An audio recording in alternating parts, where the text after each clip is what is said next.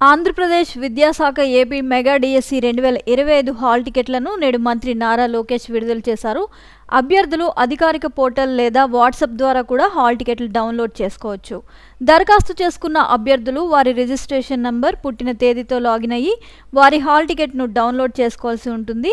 AP DSC hall ticket విడుదల సందర్భంగా మంత్రి లోకేష్ అభ్యర్థులకు శుభాకాంక్షలు తెలియజేశారు. మెగా డిఎస్సి నిర్వహణ పట్ల మా నిబద్ధత నెరవేరిందని, డిఎస్సిలో అభ్యర్థులు ఉత్తమ ప్రతిభ కనబర్చాలని ఆకాంక్షించారు లోకేష్.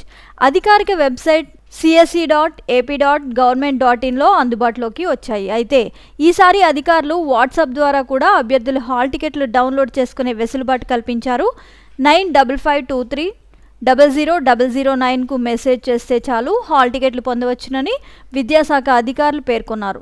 రాష్ట్ర వ్యాప్తంగా వివిధ పాఠశాలల్లోని 16,347 టీచర్ పోస్టులు ప్రభుత్వం ఈ నియామకం ద్వారా భర్తీ చేయనుంది.